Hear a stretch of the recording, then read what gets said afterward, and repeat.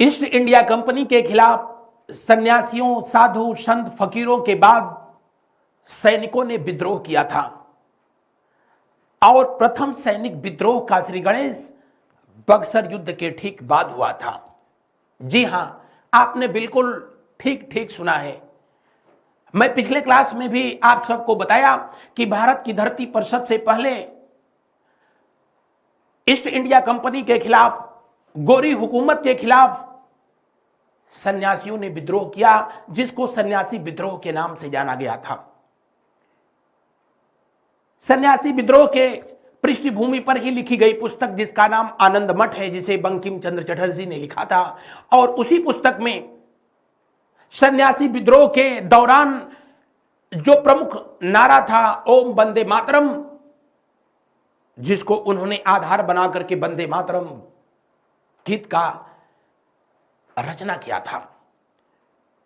सन्यासियों के बाद हिंदुस्तान की धरती पर फकीरों ने विद्रोह किया, उसी बंगाल की धरती पर, जिसे फकीर विद्रोह कहा गया। पागलपंथी विद्रोह, यह भी एक तरह का धार्मिक विद्रोह। फरैजी विद्रोह, यह भी इस्लाम धर्म के लोगों के मानने वाले लोगों का एक जो है धार्मिक विद्रोह था। सिख धर्म में अगर चले आए तो कूका विद्रोह जो हुआ वो भी एक तरीके का धार्मिक विद्रोह था। लेकिन हिंदू धर्म, इस्लाम धर्म, सिख धर्म के बाद भारत की धरती पर इन साधु, संत, फकीरों, सन्यासियों के बाद सैनिकों ने विद्रोह किया था। और मैंने पढ़ाया तो आपको बताया कि बक्सर की लड़ाई जो हुई 1764 में, बक्सर की लड़ाई ठीक सन्यासी विद्रोह के एक वर्ष बाद शुरू हुई। सन्यासी विद्रोह 1763 में शुरू होता है और बक्सर युद्ध 1764 में शुरू होता है। बक्सर युद्ध को पढ़ाया तो मैंने बताया था कि बक्सर युद्ध में मीर कासिम सन्यासी विद्रोह से प्रभावित था, प्रेरित था। लेकिन मैंने यह भी बताया कि वो तो सिर्फ एक आप कह लो कि ट्रेलर था, पिक्चर तो बक्सर के युद्ध में जो है जारी किया गया था। बहरहाल आज की क्लास में हम लोग जो कुछ भी पढ़ेंगे 1857 की क्रांति से पूर्व आदिवासी और सैनिक विद्रोह के संदर्भ में देखेंगे। इससे संबंधित जो प्रश्न आप लोगों से विगत परीक्षाओं में पूछा गया है, कच्छ विद्रोह का कारण क्या था, या पाइक विद्रोह कब कहां हुआ था, जिसको लेकर के आप लोगों ने देखा उड़ीसा की सरकार ने केंद्र सरकार से यह कहा था कि नहीं, इसे प्रथम स्वतंत्रता संग्राम घोषित किया जाए, या फिर पालीगर विद्रोह कब कहां हुआ था। इन सभी मुद्दों को एक एक करके जो है हम लोग आगे देखेंगे। उससे पहले 1857 की क्रांति से पूर्व आदिवासी विद्रोह व सैन्य विद्रोह मैंने आपको पढ़ाया पिछले क्लास में, तो बताया था कि भारत में सबसे पहले अंग्रेजों के खिलाफ विद्रोह किया था किन लोगों ने? जी हां, सन्यासियों ने विद्रोह किया था। किन लोगों ने विद्रोह किया था? जी हां, सन्यासियों के द्वारा जो है विद्रोह किया गया था। और सन्यासियों के बाद भारत में किन लोगों का विद्रोह हुआ? अब इन सन्यासियों में जो है इस्लाम धर्म, सिख धर्म में सबको जो है निपटा दे रहा हूं। और उसके बाद जो है विद्रोह हुआ था, वो जो है सैनिक विद्रोह हुआ, सैनिकों का विद्रोह हुआ। सैनिकों के बाद भारत में जो है किसानों का विद्रोह हुआ था। किसका विद्रोह हुआ? किसानों का विद्रोह हुआ। वो अलग बात था कि पहला किसान विद्रोह 1859 में नील विद्रोह के नाम से जाना गया, जो 1857 की क्रांति के ठीक अगले वर्ष हुआ था। बहरहाल इस क्लास में हम लोग जो है देखेंगे आदिवासी विद्रोह व सैनिक विद्रोह। एक मिनट, थोड़ा सा सैनिकों से पहले आदिवासी या जनजाति लोगों ने, किन लोगों ने? आदिवासी या जनजातीय लोगों ने विद्रोह किया। सन्यासी विद्रोह, सैनिक विद्रोह, आदिवासी विद्रोह, और सबसे बाद में जो है मैंने बताया आप सबसे कि किसानों का जो है विद्रोह हुआ था। किसानों का विद्रोह हुआ, किसानों का विद्रोह हुआ। इस क्रम को जो है हमेशा आप याद रखेंगे, क्योंकि अमूमन जो है इसको परीक्षाओं में आप लोगों से पूछा जाता रहा है। सन्यासियों का विद्रोह, उसके बाद सैनिकों का विद्रोह, आदिवासी जनजातीय लोगों का विद्रोह और किसानों का विद्रोह। सैन्य विद्रोह पीछे वाली क्लास में मैंने ऑलरेडी सन्यासी विद्रोह को बता चुका हूं। आप लोगों को फरैजी विद्रोह बताया, आप लोगों को मैंने पागलपंथी विद्रोह बता दिया, या और भी इससे संबंधित जितने भी मैटर थे डिस्कस किया। अगर पहली बार इस सेशन को आप देख रहे हैं स्टडी 91 के ऑफिशियल यूट्यूब चैनल पर, तो अन्य क्लास को भी जो है आप अवश्य वॉच करें। आपकी आगामी परीक्षाओं के लिए मुझे आशा नहीं बल्कि विश्वास है कि ये सेशन बहुत लाभदायक सिद्ध होगा। बहरहाल सैनिक विद्रोह अगर जो है पूछा जाए कि भारत में प्रथम सैनिक विद्रोह, यहां पर हम लोग देखेंगे भारत में प्रथम सैनिक विद्रोह,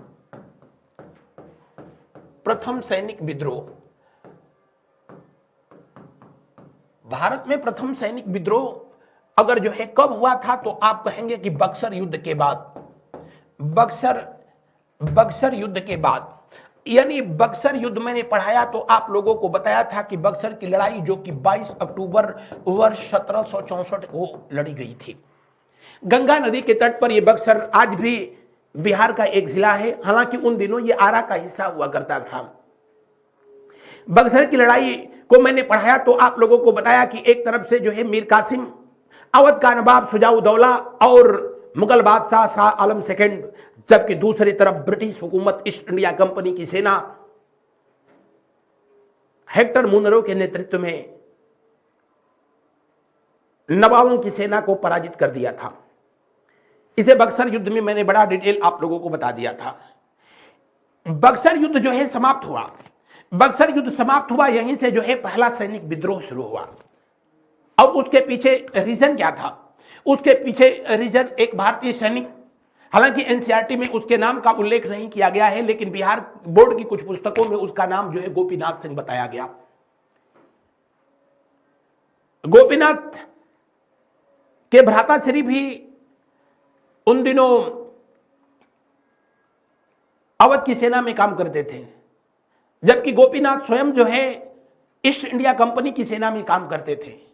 उन दिनों बिल्कुल सेना, जितने राजा उतनी सेना, और कभी कभी स्थिति ऐसी बन जाती थी कि दो राजाओं के बीच जब जो है लड़ाई होती थी तो एक राजा की सेना में एक भाई जो है सैनिक के रूप में काम कर रहा है और दूसरे राजा की सेना में दूसरा भाई सैनिक के रूप में काम कर रहा है, तो ये दोनों भाई एक दूसरे के जो है दुश्मन हो जाते थे, एक दूसरे पर वार करना शुरू करते थे।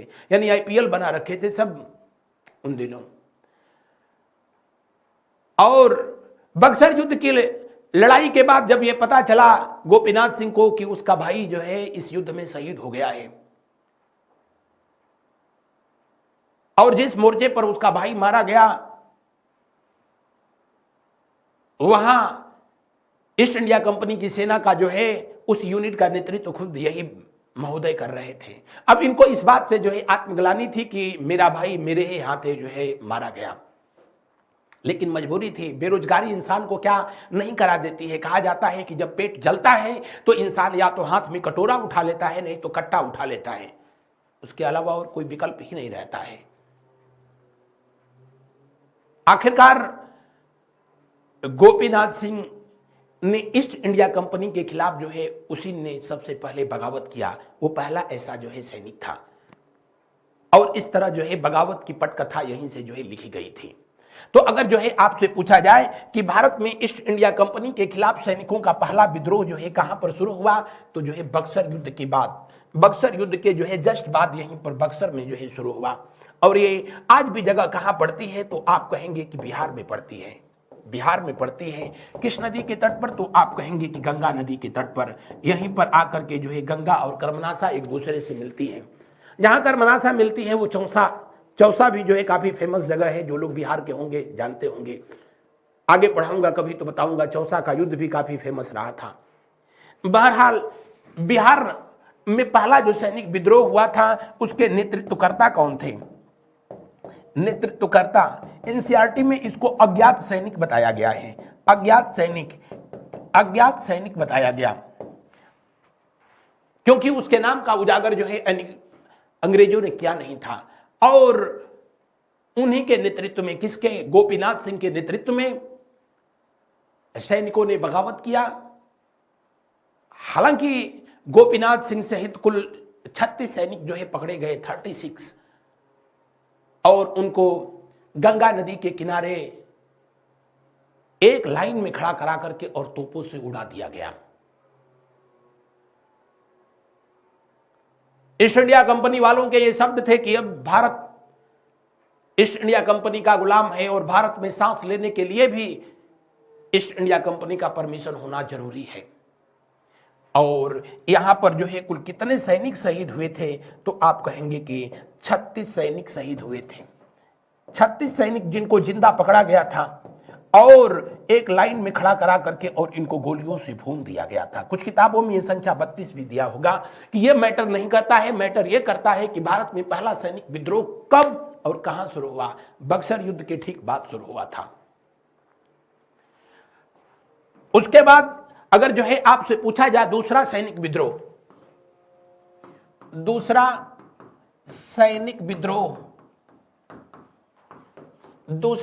विद्रोह कब हुआ, क्यों हुआ, तो आप कहेंगे कि 1806 में 1806 में हुआ था।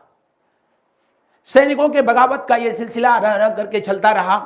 1857 की क्रांति में तो अपने पूरे शबाब पे था, वो अलग बात थी कि सफलता नहीं मिल पाई। लेकिन जब तब जहां तहां प्रतिशोध की ये चिंगारी सुलगती रही, जलती रही, सुलगती रही, जलती रही और कहीं कहीं जो है ज्वाला का विकराल रूप भी धारण कर लिया था।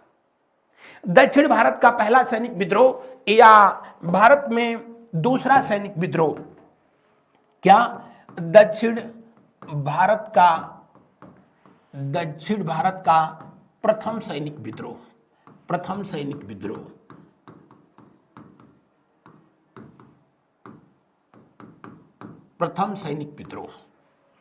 वो तो बिहार में हुआ था, लेकिन दक्षिण भारत का ये पहला सैनिक विद्रोह था। और उसे किस नाम से जाना गया, तो आप कहेंगे कि दक्षिण भारत का जो पहला सैनिक विद्रोह हुआ था उसे वेल्लोर विद्रोह के नाम से जाना गया।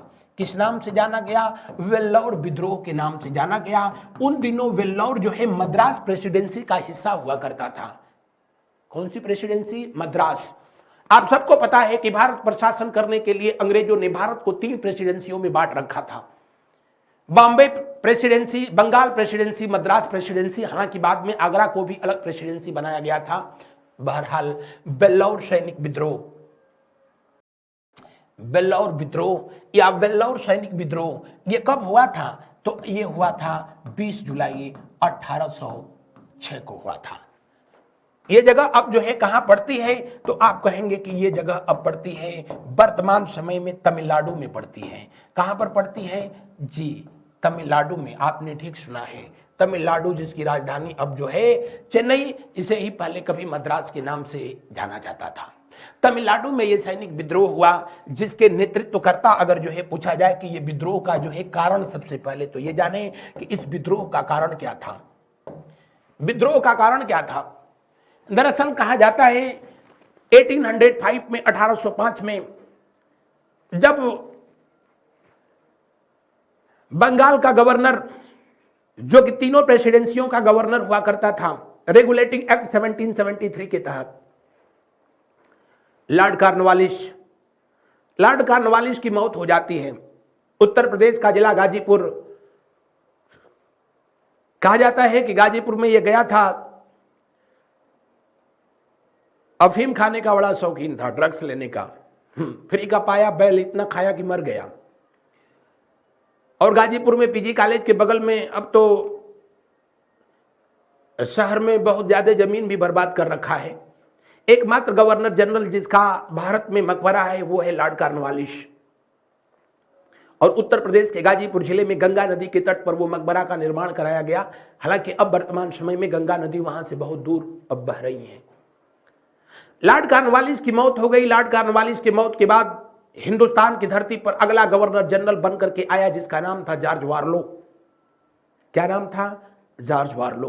तो अगर जो है पूछा जाए कि अगर जो ये सैनिक विद्रोह जो हुआ था उस समय भारत का गवर्नर जनरल कौन था, तो आप कहेंगे कि उस समय जो है भारत का गवर्नर जनरल कौन था? जॉर्ज वार्लो था। क्या नाम था? जॉर्ज वार्लो। जॉर्ज वार्लो जो कि 1805 से लेकर के 1806 तक ही जो है रहा था। और इसी के कार्यकाल में यह घटना हुई। कहा जाता है कि जब ये आता है उन दिनों, तब वो दौर हुआ करता था, जितने भी जो है वो 7 समंदर पार से आते थे, ये सब के सब बैला जो है पानी की जहाज से आते थे।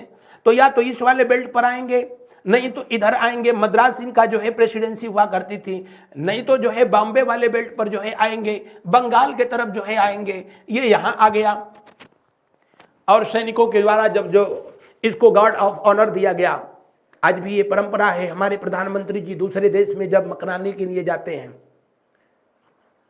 घूमने के लिए या राजकीय दौरे पर जाते हैं, या दूसरे देश के राष्ट्राध्यक्ष हमारे देश में आते हैं, तो सैनिकों के द्वारा हवाई अड्डे पर उनको गार्ड ऑफ ऑनर दिया जाता है। आप देखे होंगे, इसको भी गार्ड ऑफ ऑनर दिया गया। ये बेला भड़क गया वो इसलिए उन दिनों सेना में जो मराठा सैनिक थे वो कानों में कुंडल, माथे पर तिलक, पगड़ी का इस्तेमाल कर रहे थे। कोई ड्रेस कोड थी ही नहीं, सब मनमाना उसी तरह चल रहा था। हिंदू धर्म के मानने वाले अभी धोती कुर्ता में थे। अब सोचो कि धोती कुर्ता पहना हुआ सैनिक और बंदूक लेकर के आज के समय में अगर जो आप सोच सकते हो, तो फिर वो सैनिक कम कुछ और लगेगा। दक्षिण भारत में चूंकि गर्मी अधिक पड़ती थी, तो जाहिर सी बात है वहां भारतीय सैनिकों का बोलबाला ज्यादा होता था, तो वहां भारतीय सैनिकों की मनमानी ज्यादा चलती थी, अंग्रेज वहां कम होते थे। जॉर्ज वार्लो इस बात से बेहद नाराज हुआ और उसी के द्वारा जो है जारी किया गया कि सबके लिए ड्रेस कोड, उसके साथ साथ ये जो जातीय चिन्ह है, जैसे हिंदू धर्म का सैनिक धोती कुर्ता पहना है, इस्लाम धर्म वाला भी कुर्ता पजामा में है, कोई किसी में है, हालांकि यही हम लोगों का वास्तविक ड्रेस थी। महाभारत की लड़ाई भी कुर्ता धोती में ही लड़ा गया था। ये ईस्ट इंडिया कंपनी वाले आए, पश्चिमी यूरोप वाले आए, तब जाकर के इनका नौटंकी हम लोग जो है अडॉप्ट कर लिए, वो अलग बात है। आज तो अनपढ़ गवार एक आदमी, उसको भी जींस पैंट दे दो तो वो पहन करके 2 मिनट में दिखा देगा, एक ही मिनट काफी होगा। और आज भारत का पीएचडी, बीटेक, एमटेक भी किया है, अगर उसको धोती दे दो तो 15 मिनट यही सोचेगा कि ये किधर से सीधा है और किधर से उल्टा, और जैसे तैसे अगर एडजस्ट कर भी लिया तो फिर तो भगवान ने मालिक हैं, अगर जो हवा चल गई तो फिर तो इमरान हाशमी बन के घूमने लगेगा। बहरहाल ये ड्रेस कोड, उसके अलावा जो ये जाति चिन्ह जो इस्तेमाल किए जा रहे थे, इस पर जब रोक लगाया गया तो सैनिकों ने इसके खिलाफ जो है बगावत किया, विद्रोह किया। कुछ लोगों ने उसको स्वीकार कर लिया, लेकिन मराठा सैनिकों ने कानों में कुंडल, ईयर रिंग और माथे पर तिलक लगाने से जो है समझौता करने के लिए तैयार नहीं थे, और यही आगे चल करके विद्रोह का वजह बन गया। तो आपसे पूछा जाएगा इसका कारण क्या था, तो आप कहेंगे कि मराठा सैनिकों के द्वारा, किसके द्वारा? मराठा सैनिकों के द्वारा, मराठा सैनिकों के द्वारा कानों में कुंडल, कानों में कुंडल, कुंडल और माथे पर तिलक, इनका ये धार्मिक चिन्ह हुआ करता था। माथे पर तिलक लगाने से रोकना, यही ये वजह थी। कारण क्या था? तो मराठा सैनिकों को कानों में कुंडल और माथे पर तिलक लगाने से रोकना, यही जो है इस विद्रोह का कारण बन गया। और उसके लिए दिन तय किया गया, कब? 10 जुलाई, मैंने 20 लिख दिया है, 10 जुलाई 1806, जब वेल्लोर के किले में रह रहा टीपू सुल्तान का परिवार, जो अंग्रेजों का अब पेंशनर हो चुका था, टीपू सुल्तान की बेटी मारिया की जो है शादी उस दिन होनी थी, जिसमें बहुत से अंग्रेज सैनिकों को इनवाइट किया गया था। और भारतीय सैनिकों के जिस बटालियन ने इस विद्रोह का नेतृत्व किया, वो बटालियन थी कौन सी? तो अब बटालियन 69 थी। कौन सी बटालियन? जी हाँ, अगर जो है पूछा जाए वेल्लोर विद्रोह को किस बटालियन ने अंजाम दिया था, तो 69वीं बटालियन के द्वारा इसको अंजाम दिया गया था। 69वीं बटालियन ने इसको अंजाम दिया था। और इस जो है विद्रोह का जो नेता था, जो व्यक्ति, उनका नाम था बलवंत राव फड़के। क्या नाम था, बलवंत राव फड़के। इनके नेतृत्व में सैनिक ऐसे भड़के कि अपने 15 अफसरों को उसी समय मौत के घाट उतार दिया। करीब 600 लोग जो है मारे गए और वेल्लोर का सैनिक विद्रोह भारत के इतिहास में स्वर्णाक्षरों में लिखा गया। बलवंत राव फड़के के नेतृत्व में सैनिकों ने जो ये विद्रोह किया, अर्काट का राजा जो कि भारतीय व्यक्ति था, उसी के सहयोग की वजह से यह विद्रोह को दबाया गया। अंग्रेजों ने समाप्त कर दिया इस विद्रोह को। हालांकि लगभग 24 घंटे तक वेल्लोर पर अंग्रेजी हुकूमत के खिलाफ भारतीय सैनिकों का अधिकार रहा था। टीपू सुल्तान की बेटी की शादी में सैकड़ों लोगों की तिरही तय हो गई और भारत के इतिहास में इसे वेल्लोर विद्रोह के नाम से जो है जाना गया। इसमें कुल 125 सैनिकों को कोर्ट मार्शल किया गया, उनको फांसी की सजा दी गई बाद में, और इसी विद्रोह की वजह से जॉर्ज वार्लो को त्याग पत्र दे करके और वापस स्वदेश जाना पड़ा। तो ये भी जो है मैटर आपसे जो ये पूछा जाता है कि जॉर्ज वार्लो को त्याग पत्र क्यों देना पड़ा था। वेल्लोर विद्रोह के कारण इनको रिजाइन कर देना पड़ा था। तो दक्षिण भारत का यह पहला सैनिक विद्रोह था।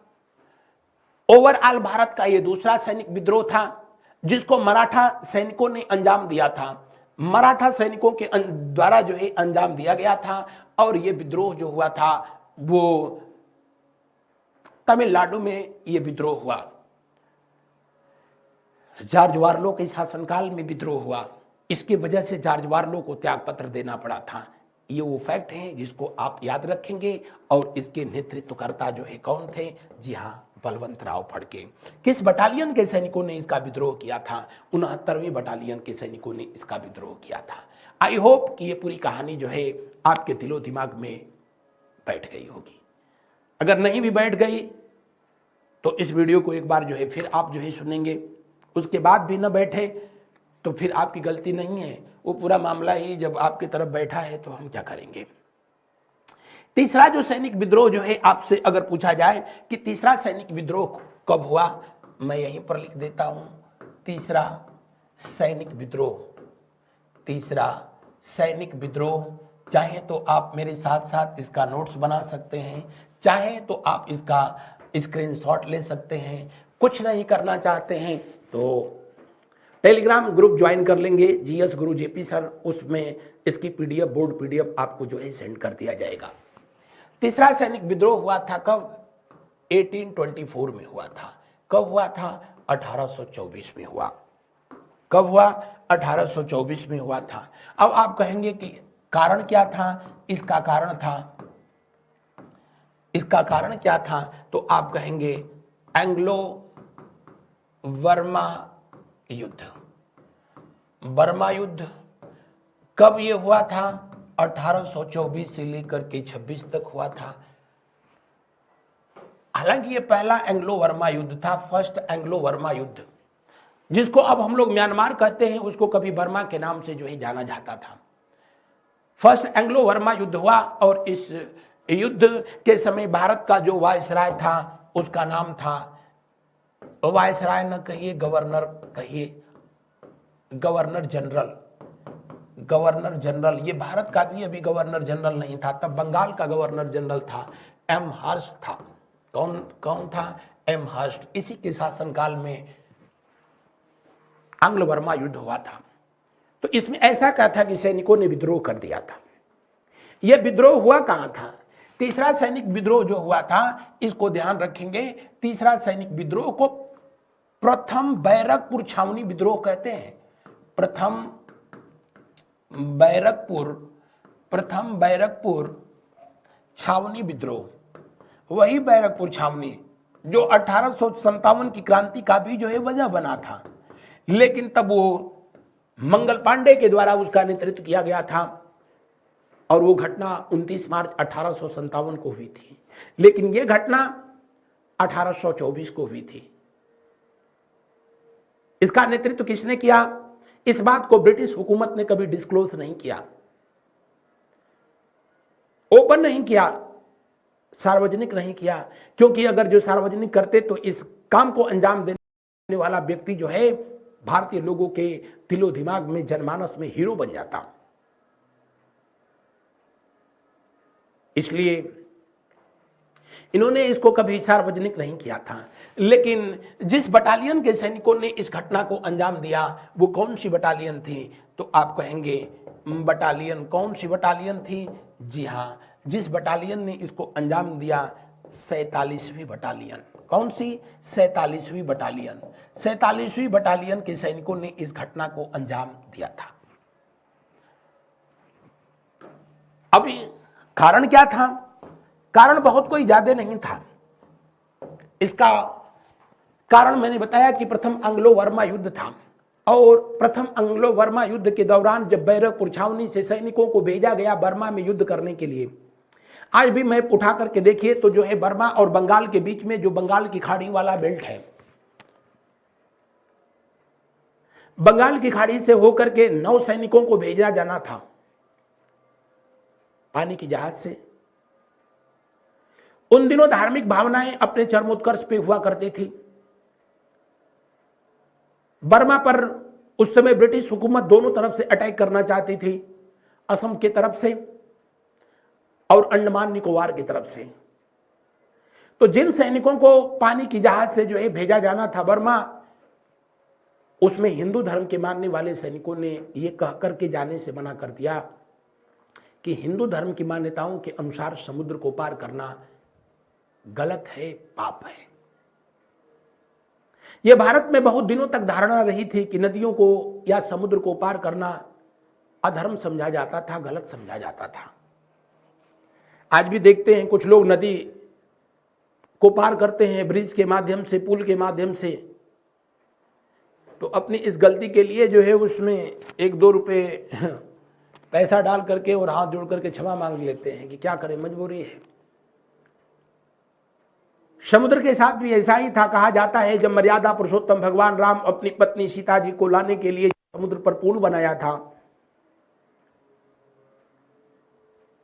हालांकि उनके समय में नल नील 2 ऐसे इंजीनियर थे, भगवान जाने कहां से बीटेक कर लिए थे। जिस पत्थर को छू देते थे उस पर आर्किमिडीज का सिद्धांत काम ही नहीं करता था। लेकिन जब वापस होते समय उस पुल को कहा जाता है कि समुद्र ने भगवान राम से निवेदन किया था कि फिर ऐसा न हो कि हमको कोई आर पार करे, हमको लांघ दे, इससे हमारी मर्यादा का हनन होता है। तो भगवान राम ने कहा ना, ये फर्स्ट एंड लास्ट था, अब कोई नहीं करेगा। और भी बहुत सारी मान्यताएं हैं, धार्मिक मान्यताएं, और उसी धार्मिक मान्यताओं के वशीभूत होकर के सैनिकों ने समुद्र पार करने से मना कर दिया। तो कारण 47वीं बटालियन, 47वीं बटालियन के सैनिकों ने 47वीं बटालियन के सैनिकों ने 47वीं बटालियन के सैनिकों ने समुद्र पार करने से मना कर दिया। समुद्र पार करने से मना कर दिया, इनकार कर दिया। और जाहिर सी बात थी उस समय ब्रिटिश हुकूमत के खिलाफ इनकार करना, इसका मतलब अपने मौत को निमंत्रण देना था। 47 बटालियन के सैनिकों ने अपने अंग्रेज अधिकारियों पर जो है गोलियां चलाई, जिसमें कितने अंग्रेज मारे गए, क्या हुआ, इस बात को जो है ब्रिटिश सरकार ने कभी सार्वजनिक नहीं किया था। बहरहाल भारत की धरती पर यह एक ऐसा सैनिक विद्रोह था जो बैरकपुर छावनी में हुआ था, और यह बैरकपुर छावनी का पहला सैनिक विद्रोह था।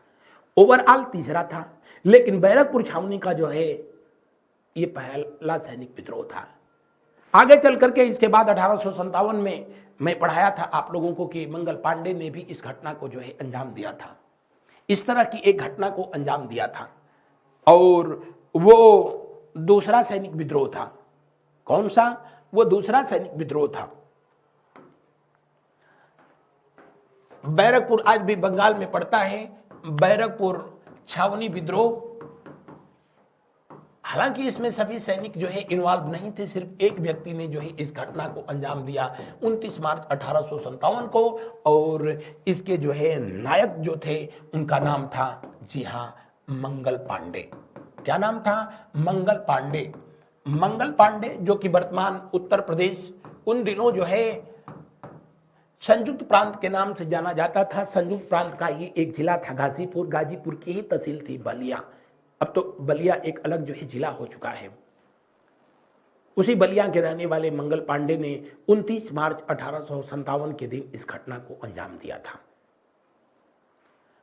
बैरकपुर छावनी विद्रोह के नाम से जिसको जाना गया था, बैरकपुर छावनी विद्रोह के नाम से जाना गया था। और इसके नायक कौन थे? आप कहेंगे मंगल पांडे। और ये किस बटालियन से जो है संबंधित थे? इनकी बटालियन का नाम क्या था? तो आप कहेंगे इनकी बटालियन का जो है नाम था, कौन सी बटालियन थी? जी हाँ, 34वीं बटालियन थी, 34वीं बटालियन।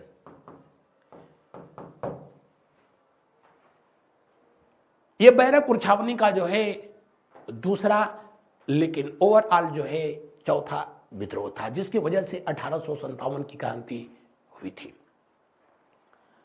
और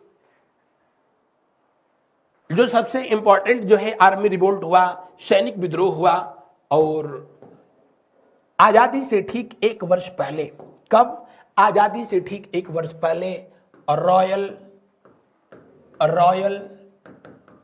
इंडियन नेवी विद्रोह।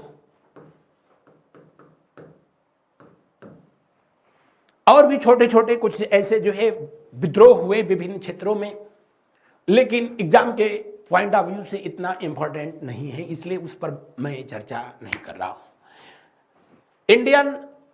रॉयल इंडियन नेवी विद्रोह, और ये हुआ था कब? तो आप कहेंगे ये विद्रोह हुआ था 18 फरवरी 1946 को, यानी आजादी से ठीक एक साल पहले। और इसको अंतिम सैनिक विद्रोह भी कहा जाता है। क्या कहा जाता है?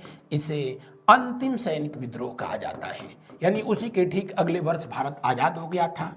अंतिम सैनिक विद्रोह। और आज की नेवी उन दिनों रॉयल नेवी के नाम से जो ही जानी जाती थी। विद्रोह, इसके क्रांतिकारी जो थे, जो व्यक्ति, उनका नाम था, हालांकि इंडियन नेवी के जो है वो सैनिक थे जिनका नाम था बीसी दत्त। क्या नाम था? बीसी दत्त, बाल मुकुंद चंद्र दत्त। और बीसी दत्त जिस जहाज पर उस समय जो है कार्यरत थे, उस जहाज का नाम था HIMS तलवार। HIMS तलवार के सैनिक थे बीसी दत्त। और कहा जाता है कि इन्होंने उस जहाज की दीवारों पर, जो कि लोहे की थी, उस पर किसी नुकीले चीज से जो है कुरेद करके, और भारत माता की जय, अंग्रेजों भारत छोड़ो, क्योंकि उस समय वो दौर था जब महात्मा गांधी का अंग्रेजों भारत छोड़ो आंदोलन चल रहा था। इसको लेकर के इन्होंने अपने INS तलवार, जो उस समय की जहाज HIMS तलवार जो थी, उस जहाज पर बहुत सारे स्लोगन लिखे, जिसकी वजह से ये पकड़े गए। रीजन तो ये था, लेकिन वो धीरे धीरे सैनिक विद्रोह का रूप ले लिया। ये जो काम कर रहे थे ये विधि विरुद्ध था। आज के समय में कोई सैनिक और वर्तमान सरकार के खिलाफ जो है बीजेपी मुर्दाबाद लिखे, अगले दिन उनका कोर्ट मार्शल हो जाएगा। तब जब भारत में भारत के लोगों की सरकार है, तो उन दिनों तो खैर पूछना ही नहीं था। लेकिन सैनिकों ने भी अपनी जो है बात रखी, हम जो कर रहे हैं वो विधि विरुद्ध है, नियम के खिलाफ है, तुम जो कर रहे हो वो सही है।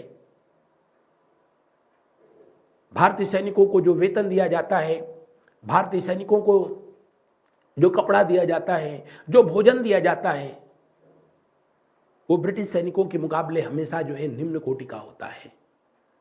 हालांकि ये विद्रोह बहुत लंबा नहीं चला, फरवरी के महीने में जो है शुरू हुआ था। उसी समय आगे पढ़ाऊंगा कि इटली घोषणा पत्र जो है दिया जाता है और भारत को आजाद किए जाने का अनाउंसमेंट कर दिया जाता है। सरदार वल्लभ भाई पटेल और मोहम्मद अली जिन्ना के प्रयासों से यह विद्रोह जो कि बंबई से शुरू हुआ था, कहां से शुरू हुआ था? तो अगर जो है स्थान पूछे कि कहां से शुरू हुआ था, आप कहेंगे कि बंबई से शुरू हुआ। बंबई से यह विद्रोह जो है शुरू हुआ था और धीरे धीरे भारत के दूसरे क्षेत्रों में भी बहुत जल्दी फैल गया। लेकिन मोहम्मद अली जिन्ना और सरदार वल्लभ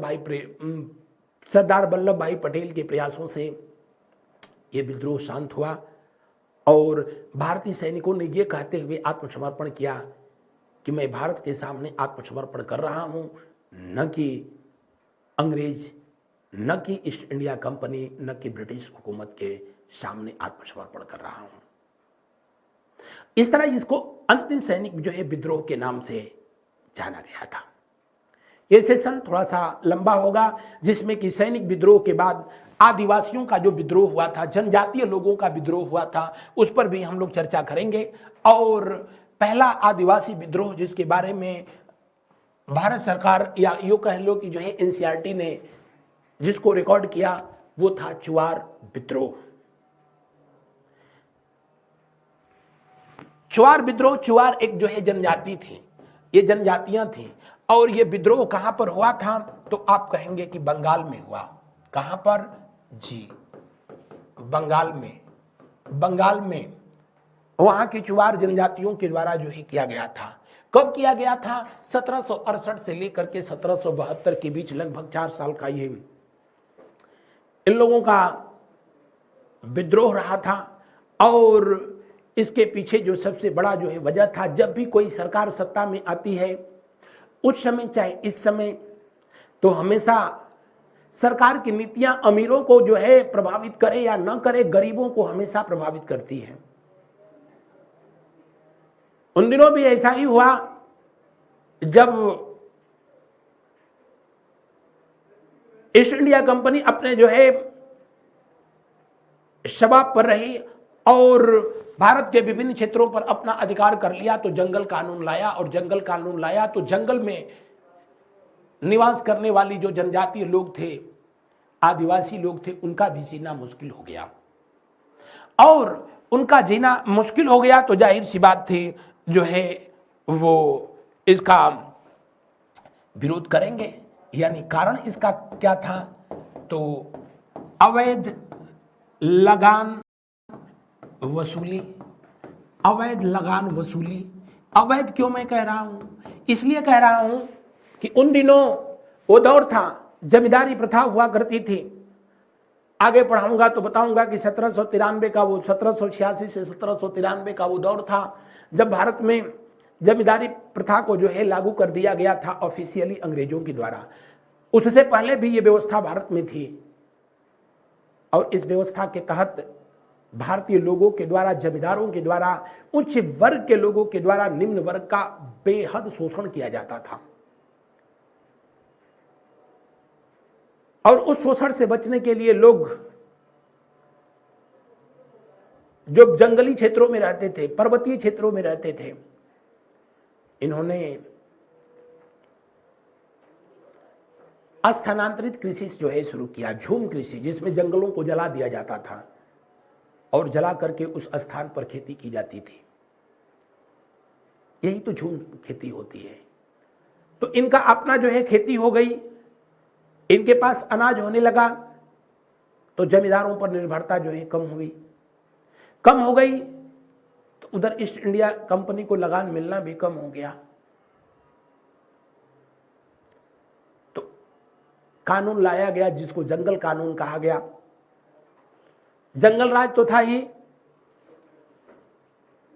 जंगल कानून भी लाया गया और इनकी खेती बाड़ी जो हो रही थी, झूम कृषि हो रही थी, या जंगल से फल, लकड़ियां या भी जितने भी जो है जंगल उत्पाद थे उस पर भी जो है टैक्स लगा दिया गया।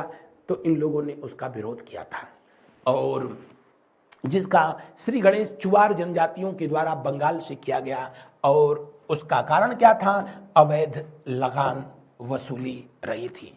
और ये चुआर विद्रोह का जो समर्थन किया समर्थन किया उसमें राजा राजा जनार्दन सिंह और दुर्जन सिंह, ये दोनों लोगों ने इन जनजातीय लोगों का समर्थन किया, सहयोग किया, इसलिए कि इनके साम्राज्य को अंग्रेजों ने हड़प लिया था।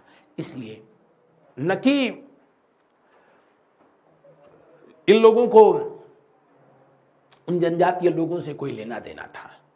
हो विद्रोह जो हुआ था, हो विद्रोह, हो एक जनजातियां होती हैं और हो विद्रोह उसी दरमियान ये कहां पर हुआ था, तो आप कहेंगे कि सिंहभूमि। तब सिंहभूमि बंगाल में ही हुआ करती थी, क्योंकि अब तो ये जगह जो है वहां पड़ जाती है। कहां पर? जी हां, झारखंड में। लेकिन तब झारखंड था ही नहीं। झारखंड का जन्म तो 2000 ईस्वी में हुआ था, 15 नवंबर के दिन। तब ये बंगाल का हिस्सा हुआ करता था और हो जनजातियों के द्वारा बंगाल में सिंहभूमि क्षेत्र में, जबकि चुवार जनजातियों के द्वारा मेदिनीपुर के क्षेत्र में ब्रिटिश हुकूमत का विद्रोह, ब्रिटिश हुकूमत का विरोध किया गया था। बढ़ते हैं आगे की तरफ, थोड़ा सा तेज चलना चाहूंगा। विजयनगरम विद्रोह, विजयनगरम, जाहिर सी बात है दक्षिण भारत की ये बात हो रही है और 1794 की बात है, जब साउथ वाले बेल्ट पर मैसूर साम्राज्य को अंग्रेजों ने अपने कब्जे में करना शुरू किया। मैं पढ़ाया तो आप सबको बताया कि 1799 का वो दौर था जब अंतिम आंग्ल मैसूर युद्ध लड़ा गया और उसी युद्ध में टीपू सुल्तान अंग्रेजों के खिलाफ युद्ध करता हुआ शहीद हो गया। हालांकि उससे पहले भी 3-3 राउंड के आंग्ल मैसूर युद्ध लड़े गए थे और बहुत सा क्षेत्र ईस्ट इंडिया कंपनी ने अपने कब्जे में कर लिया था। उसी में विजयनगर साम्राज्य का वो क्षेत्र, जिसको कि दक्षिण भारत में विजयनगरम के नाम से संबोधित किया गया ब्रिटिश हुकूमत के द्वारा, और जब उसे जबरदस्ती अपने कब्जे में लिया गया तो जाहिर सी बात थी वहां के शासक ने इसका विरोध किया। अंग्रेजों का उन दिनों जनरल जो हुआ करता था, जिसका नाम था लॉर्ड विलेजली, लॉर्ड विलेजली की जो सहायक संधि थी, सहायक संधि को इन्होंने मानने से इनकार कर दिया, और मानने से इनकार किया तो जाहिर सी बात है इनके खिलाफ भी जो है विद्रोह हुआ था। यानी इस विद्रोह का कारण क्या था, तो आप कहेंगे कि इसका कारण था लॉर्ड विलेजली की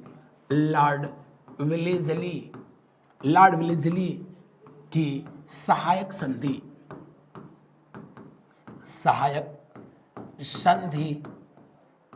संधि को स्वीकार करने से मना करना, सहायक संधि को स्वीकार करने से मना करना, सहायक संधि को स्वीकार करने से मना करना, इंकार करना, बतिया सबूह इंकार करना, समझला। लॉर्ड विलेजली जो कि भारत में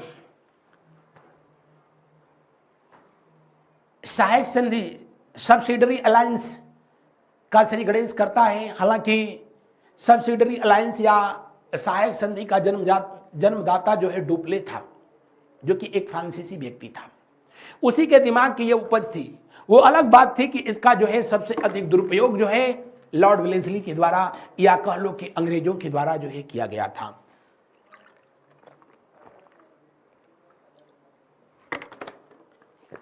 विद्रोह करते करते हम प्यास गए। लॉर्ड विलेजली की सहायक संधि को इन्होंने मानने से मना कर दिया, और मानने से मना कर दिया तो जाहिर सी बात है इनके खिलाफ सैनिक कार्रवाई करके इनके साम्राज्य को ब्रिटिश साम्राज्य में मिला लिया गया था। अगला गंजाम विद्रोह, ये जो है कब हुआ, कहां पर हुआ था, क्यों हुआ था, तो ये जगह जो है 1800 ईस्वी में, और ये जगह जो है पड़ती है कहां पर, उड़ीसा में पड़ती है। कहां पर पड़ती है, तो आप कहेंगे कि उड़ीसा में पड़ती है। और गंजाम विद्रोह के पीछे भी जो है सबसे बड़ा जो वजह रहा था, वहां राधा दंड सेना के नेतृत्व में सैनिकों के द्वारा आदिवासियों के द्वारा जो है विद्रोह किया गया। कहां पर? उड़ीसा में। नेतृत्वकर्ता कौन थे? तो आप कहेंगे राधा दंड सेना। एक ही व्यक्ति थे, इनका नाम ही कुछ जो है इस तरह का है, राधा दंड सेना, और इनके नेतृत्व में उड़ीसा में जो है विद्रोह हुआ था। कारण क्या था? कारण अगर जो है पूछा जाए कि क्या था, तो आप कहेंगे जंगल कानून। जंगल कानून का मतलब कि जंगल में रहने वाले लोगों पर जो है जब कानून का शिकंजा कसा गया, उन्होंने मानने से जो है इसको इनकार किया, तो जाहिर सी बात थी ब्रिटिश हुकूमत की तरफ से जब जो है लगान वसूली को लेकर के जब इनका प्रताड़ना इनका किया गया, इनको प्रताड़ित किया गया, इनको टार्चर किया गया, तो जनजातीय लोगों के द्वारा जो है विद्रोह किया गया। और ये विद्रोह रह रह करके जो है कब तक चला था? 1857 की क्रांति तक चला था। 1857 की क्रांति तक मैंने पढ़ाया, तो आपको इसके संदर्भ में भी जो है जिक्र किया था। बढ़ते हैं आगे की तरफ। पॉलीमर है, ये शब्द पॉलीभार नहीं है, ये पॉलीमर शब्द है। और पॉलीमर विद्रोह ये भी 1800 से लेकर के 1805 ईस्वी तक जो है हुआ। कहां पर हुआ था अगर जो है पूछा जाए, तो आप कहेंगे कि यह विद्रोह हुआ कहां पर? जी हां, ये विद्रोह हुआ था मैसूर में। क्यों हुआ था? तो 1799 में आंग्ल मैसूर युद्ध को जीत लेने के बाद जब मैसूर पर अंग्रेजों का अधिकार हो गया,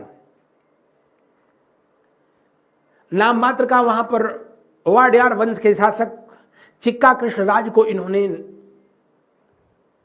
नवाब बनाया, लेकिन जो है वो एकदम नकारा इंसान था।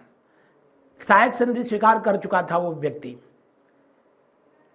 तो सिर्फ कहने का जो है वाडियार वंश था और चिक्का कृष्णराज था, हकीकत में तो सिक्का अंग्रेजों का ही चलता था वहां। हुआ क्या? पॉलीमर ये शब्द जो है कहीं कहीं जो है इसको पालीगर भी लिखा होगा। पालीगर विद्रोह। कौन सा? पालीगर विद्रोह। और हाँ, इस बात को जो है देखेंगे कि ये जो है थोड़ा सा कॉमन शब्द जो है इसको जो है ज्यादा इस्तेमाल करता है।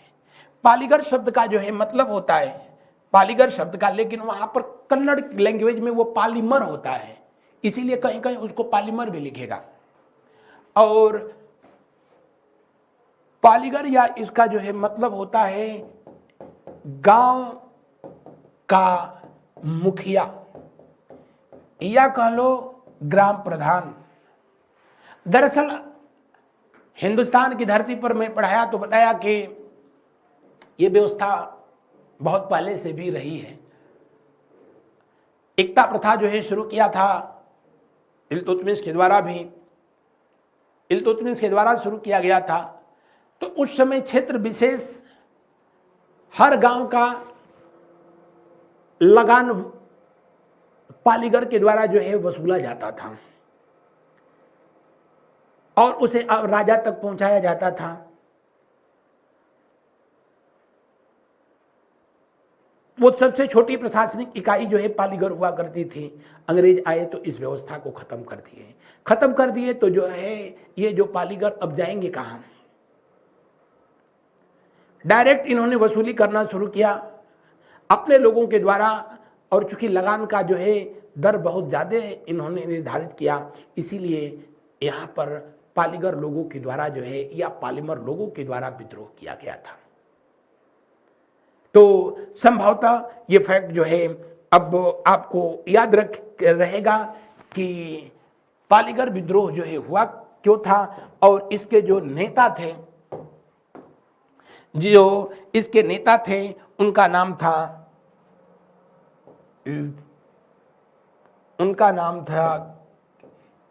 क्या हो गया, मैंने ऐसे क्या कर दिया। उनका नाम था वीर पी कटवापन। वीर पी कटवापन, कटवामन। इन्हीं के नेतृत्व में ये पालीगढ़ विद्रोह हुआ था। कहां पर? मैसूर में। बढ़ते हैं आगे की तरफ। दीवान बेला थम्पी विद्रोह। दीवान बेला थम्पी विद्रोह ये कहां पर किया गया और कब किया गया? तो आप कहेंगे 1808 से लेकर के 1809 के बीच ये विद्रोह हुआ। ये वो दौर था जब हिंदुस्तान की धरती पर लॉर्ड वेलेस्ली का जो है आतंक चल रहा था और जबरदस्ती भारतीय शासकों से सहायक संधि को स्वीकार कराया जाता था। मैं पढ़ाया आपको तो बताया कि सबसे पहले हैदराबाद ने 1798 में सहायक संधि को स्वीकार कर लिया था,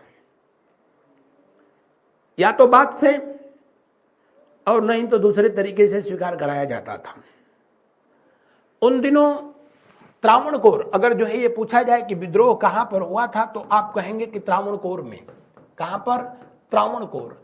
और त्रावणकोर अब तो ये जगह जो है पड़ जाती है केरल में। उन दिनों केरल अभी हुआ ही नहीं करता था, केरल का अभी जन्म नहीं हुआ था। और त्रावणकोर का जो शासक था वो स्वयं अंग्रेजों का बहुत बड़ा दलाल था। मैसूर की जो लड़ाई हुई थी, मैं पढ़ाया तो बताया कि उसके पीछे भी त्रावणकोर का बहुत बड़ा योगदान रहा था। मैसूर के खिलाफ यहां के शासक ने अंग्रेजों का साथ दिया। जब मैसूर पर अंग्रेजों ने अपना अधिकार कर लिया तो त्रावणकोर के शासक से, वीरभद्र से कहा गया कि तुम भी सहायक संधि स्वीकार करो। उसने स्वीकार करने से मना कर दिया, और मना कर दिया तो जाहिर सी बात थी इनके खिलाफ भी जो है उनको अपदस्थ किया गया, उनको अपदस्थ कर दिया गया, उनको पद से हटाया गया। तो उसी का दीवान था जिसका नाम था वेला थम्पी। क्या नाम था? वेला थम्पी।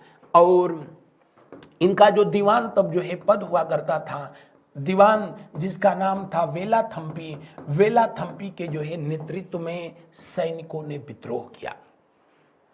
वेला थम्पी के नेतृत्व में सैनिकों के द्वारा विद्रोह किया गया और विद्रोह जो है इतना भयानक था कि एक बार जो है ब्रिटिश गवर्नमेंट के जो है व्यवस्था को इन्होंने हिला करके जो है रख दिया। जो इनका सैनिक थे, सैनिकों में भी जो नायर बटालियन थी, कौन सी? नायर बटालियन। नायर बटालियन के लोगों ने भी दीवान वेला थम्पी का जो है सहयोग किया। वो अलग बात थी कि ईस्ट इंडिया कंपनी उस समय इतना ताकतवर हो चुकी थी कि अब इन लोगों का टर्राने से कुछ होना नहीं था। दीवान वेला थम्पी उन समय फ्रांसीसियों की मदद भी मांगी थी, लेकिन फ्रांसीसी भी थे, ये भी तो थे वही गोरी चमड़ी वाले। हाँ कह करके भी इन्होंने मदद नहीं की और इस तरीके से जो है त्रावणकोर को अंततोगत्वा अंग्रेजों ने अपने साम्राज्य में मिला लिया था। तो आपसे पूछा जाए दीवान वेला थम्पी विद्रोह कहां पर हुआ था तो आप कहेंगे कि केरल में हुआ था। कहां पर हुआ? केरल में हुआ था। हालांकि तब वो जगह जो है त्रावणकोर के नाम से जो है जाना जाता था और अब ये त्रावणकोर जो है केरल में पड़ता है। नेतृत्व दीवान वेला थम्पी ने किया और उसका सहयोग नायर बटालियन के जो है सैनिकों ने किया था। इस बात को जो है आप याद रखेंगे। ये विद्रोह कब हुआ था? 1808 से 1809 के दरमियान हुआ था। कारण क्या था? कारण नहीं लिखे हैं, यहां लिख दीजिए कारण। हालांकि तब लॉर्ड वेलेस्ली जो है भारत से जा चुका था, लेकिन कारण क्या था? सहायक संधि, अंग्रेजों की सहायक संधि, अंग्रेजों की सहायक संधि यानी सब्सिडरी अलायंस मानने से इनकार करना, मानने से इनकार करना, मानने से इनकार करना, इसी वजह से यह विद्रोह हुआ था। आगे हम लोग देखते हैं पाइक विद्रोह। पाइक विद्रोह ये भी जो है पाईक का मतलब होता है पैदल सैनिक। पाईक का मतलब क्या होता है? पैदल सैनिक। और मैं पढ़ाया तो आप लोगों को बताया था कि जो मराठा सैनिक थे, छत्रपति शिवाजी का जो शासन व्यवस्था थी उसमें मराठा सैनिक जो पैदल होते थे उनको पाईक के नाम से ही जो है संबोधित किया जाता था। बाद के दिनों में ये धीरे धीरे एक व्यवस्था जो है बन गई। पाईक वो लोग थे जिनको सैनिक सेवा के बदले वेतन न देकर के भूमि दी जाती थी, जमीन दी जाती थी। तो शांति काल में जब कभी लड़ाई इधर उधर जो है नहीं हो रही है तो ये लोग उस जमीन पर खेती करते थे, और जब कभी लड़ाई होती थी तो फिर सैनिक का वस्त्र धारण करके और अपने राजा के लिए ये लोग युद्ध करते थे। तो मराठों के द्वारा ये बनाई गई जो व्यवस्था थी बड़े लंबे समय तक जो है अपने अस्तित्व में रही थी। और यह व्यवस्था 1817, ये विद्रोह 1817 से 25 तक चला। विद्रोह क्यों हुआ? विद्रोह इसलिए हुआ कि चूंकि ये लोग मराठों के प्रति अभी भी इनकी स्वामी भक्ति जो है जा नहीं रही थी, और यही वजह था कि ईस्ट इंडिया कंपनी ने इनको जो लगान मुक्त जमीन दी गई थी उसको ले लिया और इनको नौकरी से हटा दिया। पहले नौकरी से हटाया तो जब ये सैनिक रहे नहीं तो फिर जमीन किस बात की? जबकि पाईक लोगों के यहां सैनिक सेवा वंशानुगत थी, यानी सैनिक का बेटा सैनिक होता था, यानी जो इनको जमीन मिलती थी वो कई पीढ़ियों से जो है इन्हीं के पास रहती थी। लेकिन जब इनको नौकरी से हटाया गया, इनकी जमीन को जबरदस्ती ईस्ट इंडिया कंपनी ने कब्जा किया तो इन्होंने विद्रोह किया। कारण लगान मुक्त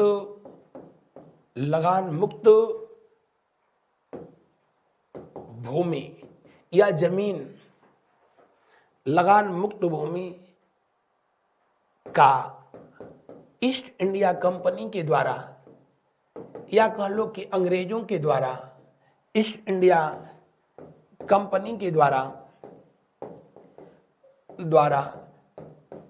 अधिग्रहण।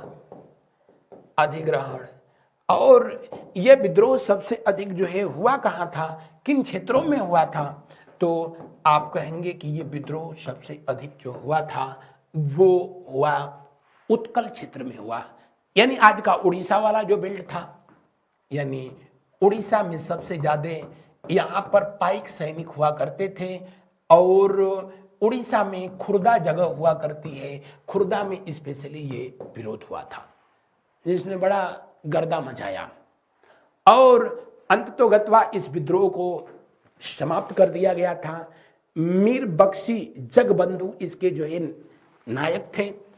ये उन्होंने अपने अंतिम सांस तक जो है इसका विद्रोह किया, नेतृत्व किया। वो अलग बात थी कि उस समय ईस्ट इंडिया कंपनी के सामने उनका एक नहीं चला। मीर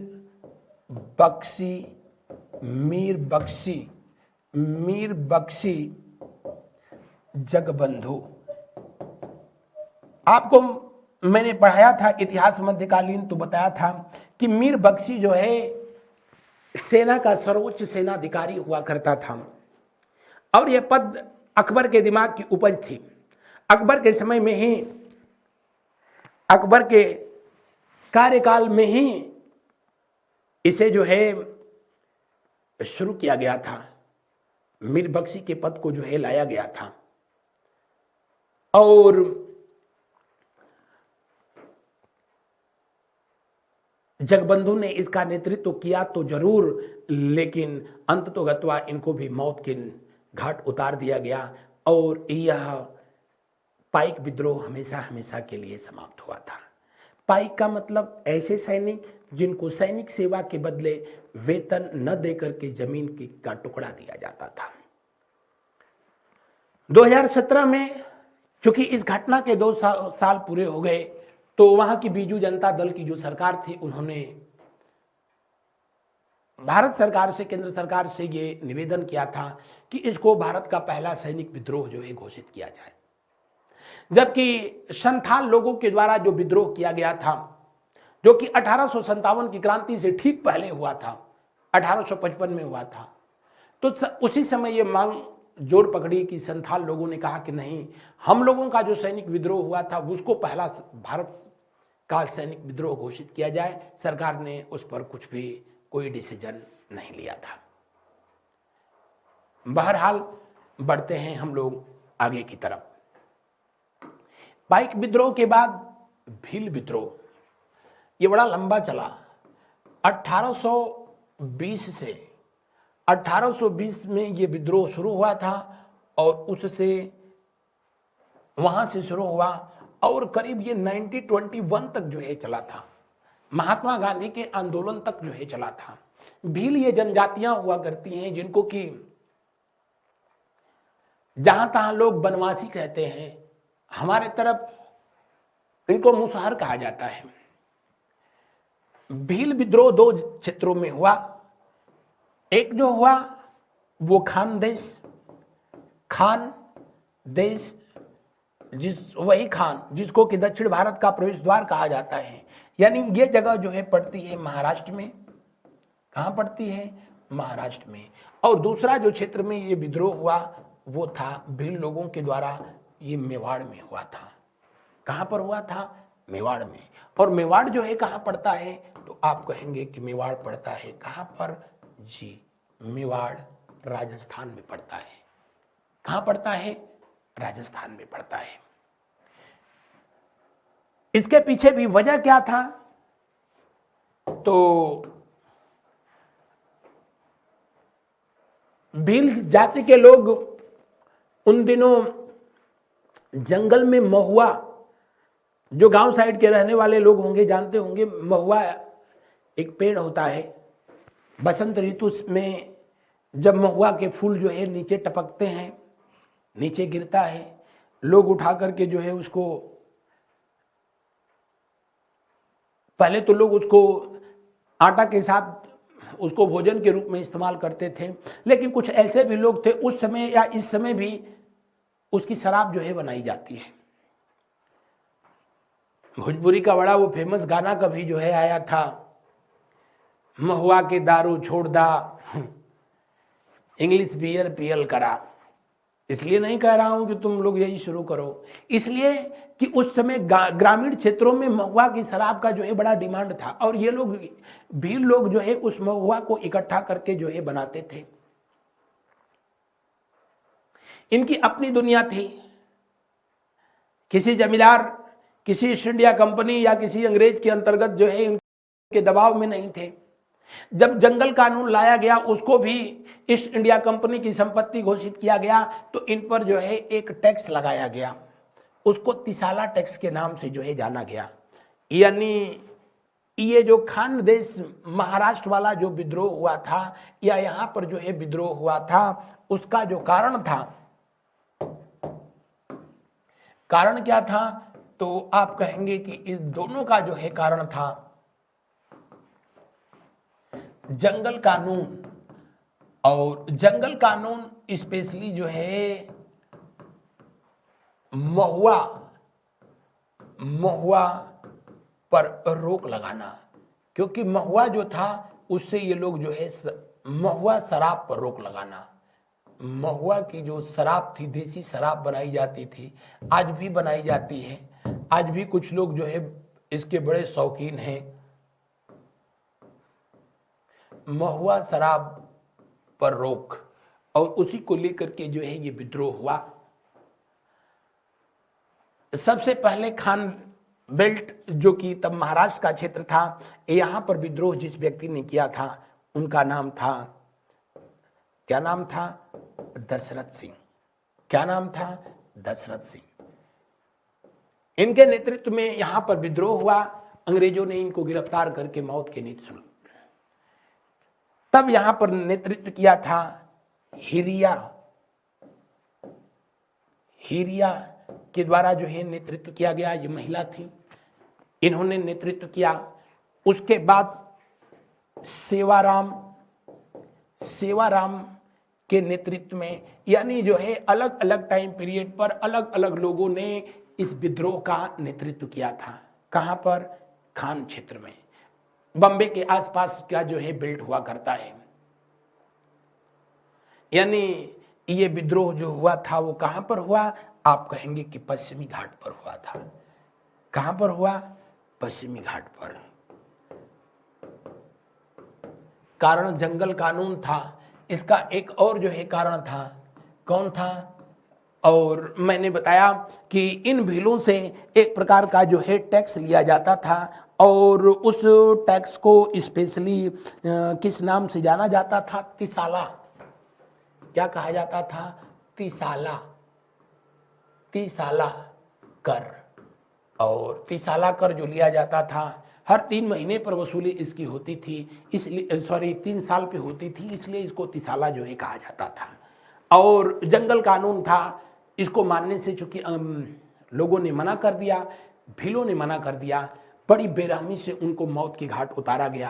हालांकि उन्होंने बड़ी बहादुरी से जो है सामना भी किया था। कहा जाता है कि बाजीराव द्वितीय अंतिम मराठा पेशवा जिसने कि अंग्रेजों से सहायक संधि स्वीकार की, बाद में उसको भी अपनी गलती का जो है एहसास हुआ, तो उन्होंने इन भीलों की मदद की थी। और इन भीलों के मदद से बाजीराव ने पुनः अपने क्षेत्र को प्राप्त करने का प्रयास किया, लेकिन जो है उसको सफलता मिली नहीं थी। इस वाले बेल्ट में कहां पर? मेवाड़ का जो क्षेत्र, जो कि अब ये जगह जो है पड़ जाती है कहां पर? तो आप कहेंगे कि ये जगह जो है पड़ जाती है राजस्थान में। यहां पर जो नेतृत्व जिस व्यक्ति ने किया था, जिस महोदय के द्वारा इसका नेतृत्व किया गया था, नेतृत्वकर्ता कौन थे? तो इसके नेतृत्वकर्ता मेवाड़ में गोविंद एक तो रहे थे, दौलत सिंह। दौलत सिंह हालांकि थे बहुत गरीब, वो अलग बात थी कि नाम दौलत सिंह था, और दूसरे गोविंद सिंह। गोविंद सिंह, गोविंद सिंह। इन भील विद्रोह को समाप्त करने के लिए यहां पर जो है बाकायदे एक कोर्ट का इस जो है स्थापना किया गया था, और जिस कोर्ट की स्थापना की गई थी, जिस कोर्ट का स्थापना किया गया था, उसका नाम ही दिया गया था क्या? Bhil trial court. क्या नाम दिया गया था? तो आप कहेंगे कि इसका नाम जो है दिया गया था भील, एक मिनट, मेवाड़, मेवाड़ भील कोर्ट यहां पर स्थापित की गई थी। और इसके अंतिम जो नेतृत्व करता रहे थे, जो कि आजादी के बाद तक जो है रहे हैं, और उनका नाम था क्या? तेजावर सिंह। क्या नाम था? तेजावर सिंह। तेजावर सिंह इन्होंने नेतृत्व किया था 1921 में, जब महात्मा गांधी का सविनय अवज्ञा असहयोग आंदोलन चल रहा था। उस समय इन्होंने नेतृत्व किया था। महात्मा गांधी से इन्होंने मदद भी मांगी थी। बिजौलिया कभी पढ़ाऊंगा तो बताऊंगा, बिजौलिया जो किसान विद्रोह हुआ था उसमें महात्मा गांधी, हालांकि पहले इन्होंने समर्थन किया, लेकिन बाद में इन्होंने पैर पीछे हटा लिए। लेकिन भील विद्रोह के बारे में तो इन्होंने कुछ बोला भी नहीं। तेजावर सिंह को अंततोगत्वा गिरफ्तार कर लिया गया, इसको जेल में भेजा गया, इनको जेल में भेजा गया, काला पानी की सजा हुई। और 1946 में जब पहली अंतरिम सरकार बनी, पंडित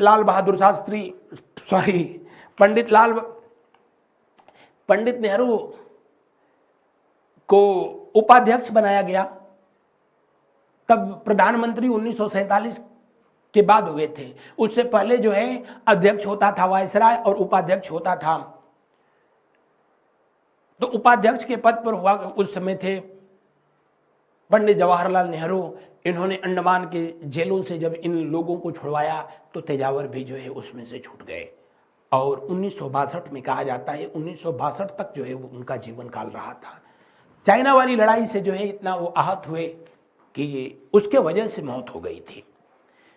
बहरहाल बढ़ते हैं आगे की तरफ। भील विद्रोह, ये हमेशा याद रखना, ये विद्रोह महाराष्ट्र और राजस्थान के जो है क्षेत्र में हुआ था। और महाराष्ट्र में दशरथ हिरिया, सेवाराम ने जो है नेतृत्व किया था।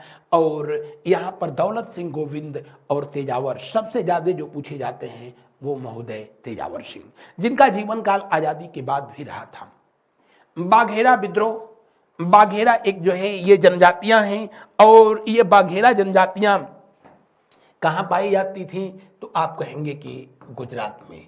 कहाँ पर? गुजरात में। हालांकि तब जो है गुजरात का नाम जो है गुजरात नहीं था, तब जो है गुजरात को गुजरात नहीं कहते थे, गुजरात को तब पाटन कहते थे। क्या कहते थे? पाटन की पहाड़ियाँ आज भी हैं। यहीं पर 1818-19 में ये विद्रोह हुआ था। और किसके द्वारा विद्रोह किया गया था, तो आप कहेंगे बाघेरा जनजातियों के द्वारा। किसके द्वारा? बाघेरा जनजातियों के द्वारा जो है किया गया। बाघेरा जनजातियों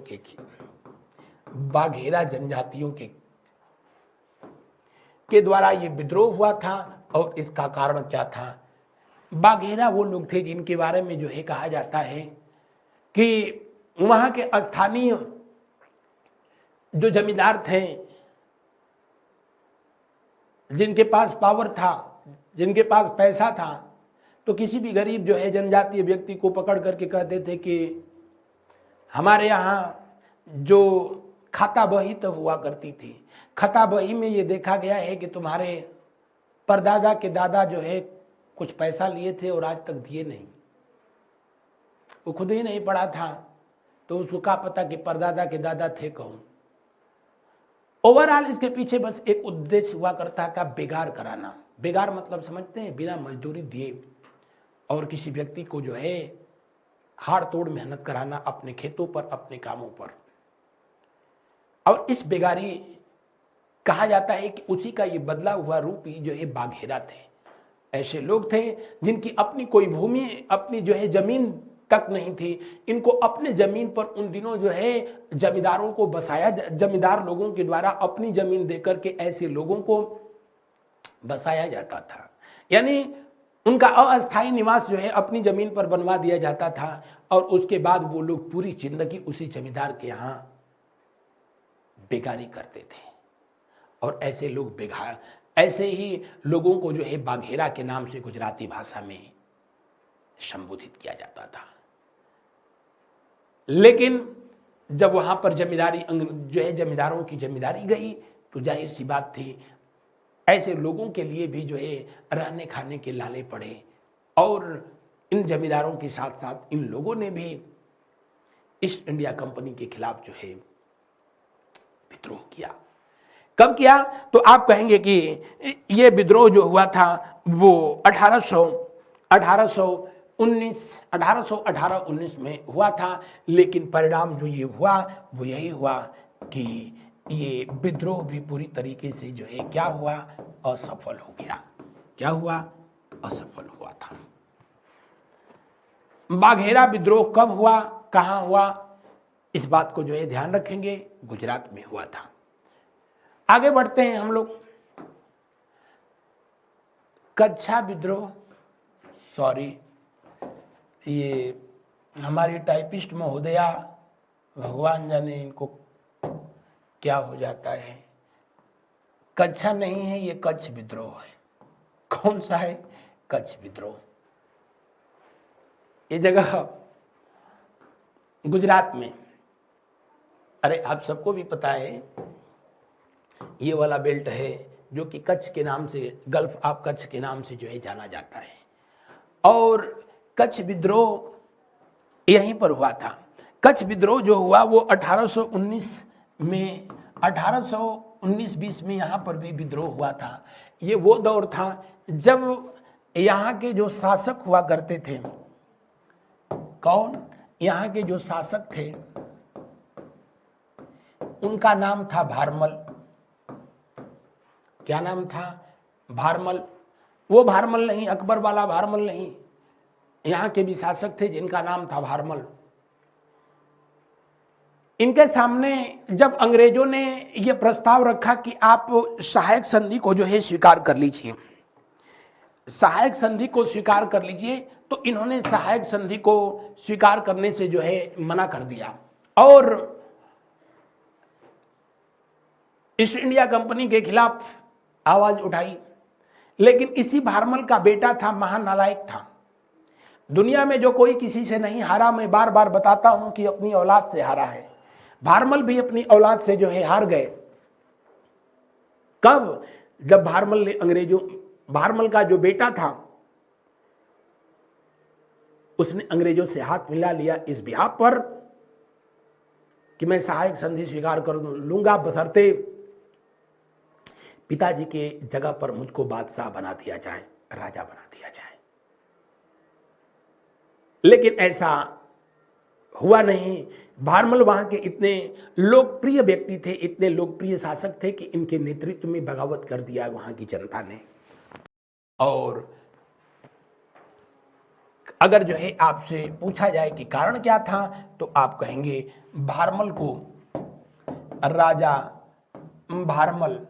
भारमल को अपदस्थ किया जाना। क्या किया जाना? अपदस्थ किया जाना। राजा भारमल को अपदस्थ किया जाना। रुक जाना। राजा भारमल को अपदस्थ किया जाना। अपदस्थ किया जाना या अपदस्थ करना। हालांकि यहाँ के लोगों ने, यहाँ के सैनिक ने इतना ज्यादा जो है विद्रोह किया कि ब्रिटिश गवर्नमेंट को जो है अपने इरादे बदलने पड़े और इन्होंने भारमल को पुनः यहाँ का शासक नियुक्त कर दिया। और इस तरीके से जो कच्छ विद्रोह था ये सफल रहा था। अगला रामोसी विद्रोह। रामोसी विद्रोह ये भी जो है बड़ा लंबा विद्रोह जो है चला था। और सबसे पहले बताएं कि रामोसी उन दिनों मराठा साम्राज्य में नौकरी करने वाले लोग हुआ करते थे। आज की व्यवस्था के अनुसार कह लो कि मराठा शासकों के ये पुलिस अधिकारी हुआ करते थे, पुलिस हुआ करते थे। और इन लोगों को भी सैनिक सेवा के बदले में वेतन के साथ साथ जमीन भी मिलती थी। उन दिनों की यह परंपरा हुआ करती थी। रामोसियों ने विद्रोह इसलिए जो है किया, 1822 से लेकर के और जो है 42 तक इनका विद्रोह चला था। विद्रोह इसलिए किया कि ईस्ट इंडिया कंपनी जब 1818 में अंतिम आंग्ल मराठा युद्ध लड़ा गया तो मराठा साम्राज्य को अपने कब्जे में ले लिया। ये रामोसी जो थे मराठा शासकों के जो है परम भक्त थे। तो जाहिर सी बात थी ईस्ट इंडिया कंपनी या उनके लोगों के लिए ये खतरे का सबब थे। इसलिए इन लोगों को तत्काल प्रभाव से, चूंकि मराठों की सेना भंग कर दी गई और भंग कर दी गई तो इन लोगों को नौकरी से हटा दिया गया। तो नौकरी से हटते ही जमीन भी गई, क्योंकि उसी की वजह से तो मिला था जमीन। तो वेतन भी गया, इधर से जमीन भी चली गई। ये लोग विद्रोह नहीं करेंगे तो क्या करेंगे? मैं बताया कि इंसान जब जो है लाचार हो जाता है, बेबस हो जाता है, खाने को मोहताज हो जाता है, तो या तो हाथ में कटोरा उठा लेता है और नहीं तो सामर्थ्य होता है तो कटार उठा लेता है, कट्टा उठा लेता है। रामोसियों ने यही काम किया था। यानी अगर जो है पूछे कि रामोसी विद्रोह जो है कहां पर हुआ था, तो आप कहेंगे कहां पर हुआ? तो ये रामोसी विद्रोह हुआ था वेस्टर्न घाट में, पश्चिमी घाट। हालांकि तब उसको जो है पश्चिम घाट के नाम से जो है नहीं, उसको तब जो है सह्याद्री कहा जाता था। क्या कहा जाता था? सह्याद्री क्षेत्र कहा जाता था। सह्याद्री क्षेत्र कहा जाता था। और ये जो रामोसी थे, मैंने अभी बताया कि मराठा सैनिक थे। ये मराठा सैनिक थे। इस विद्रोह का कारण क्या था? इस विद्रोह का कारण क्या था? तो इस विद्रोह का कारण आप कहेंगे कि इस विद्रोह का कारण जो था, सैनिकों को अपदस्थ किया जाना, अपदस्थ किया जाना या कह लें कि बर्खास्त कर दिया जाना। और उसी को लेकर के सैनिकों ने विद्रोह किया। और जिस सैनिक ने इस विद्रोह का नेतृत्व किया, जिस सैनिक ने इस विद्रोह का जो है नेतृत्व किया, उनका नाम था जो है चित्तर सिंह। नेतृत्वकर्ता अगर जो है पूछे कि कौन थे, तो आप कहेंगे चित्तर सिंह थे, चित्तर सिंह। और इन्हीं के नेतृत्व में सैनिकों के द्वारा जो है बगावत किया गया। और न सिर्फ बगावत किया गया, बल्कि वहां के जो है स्थानीय, वहां के जो शासक थे, शासक तो न कह लो, जमींदार कह लो, जिनका नाम था प्रताप नारायण। प्रताप नारायण, प्रताप नारायण को चूंकि अंग्रेजों ने, प्रताप नारायण को अंग्रेजों ने निर्वासित किया, काला पानी की सजा इनको सुनाई गई। सैनिकों ने, रामोसियों ने इतना गजब का जो है वहां पर उपद्रव किया कि ब्रिटिश गवर्नमेंट को अंततोगत्वा समझौता करना पड़ गया। फिर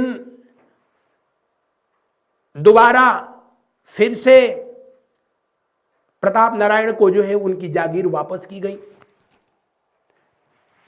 और रामोसियों की जमीन भी जो है, नौकरी में तो नहीं लेकिन उनकी जमीन जो है दिया गया, ताकि वो अब कृषि कार्य करके अपना जो है जीवन चला सकें।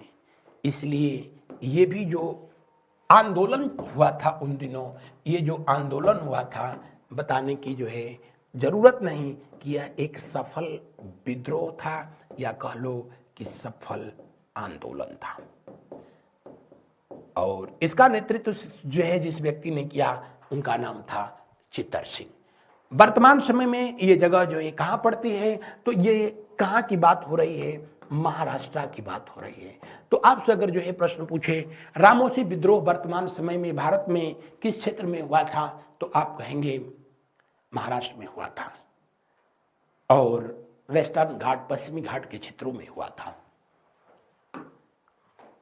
तो ये था आज का जो है सेशन, जिसमें ऑलमोस्ट सैनिक विद्रोह के अलावा मैंने आदिवासी विद्रोह को भी जो है सम्मिलित किया। एक और क्लास इससे संबंधित जो है आप लोगों तक रिलीज की जाएगी, आप लोगों तक पहुंचाया जाएगा चैनल के माध्यम से। और उसके तहत 1857 की क्रांति से पहले वाले जो विद्रोह थे आपको मैंने बता दिया। 1857 की क्रांति के बाद वो कौन कौन से विद्रोह थे जो कि परीक्षाओं के दृष्टिकोण से अति महत्वपूर्ण हैं, उन पर चर्चा अगले दिन अगली क्लास में किया जाएगा। आज बस इतना ही। मेरे साथ बने रहने के लिए आप सबका बहुत बहुत धन्यवाद। और जाते जाते आप लोग अपने बहुमूल्य विचार चैट बॉक्स में नहीं, कमेंट बॉक्स में जो है जरूर लिखना। फिर मिलते हैं अगले दिन अगले क्लास में। धन्यवाद। Thank you. Have a nice day. आप सबका दिन शुभ हो।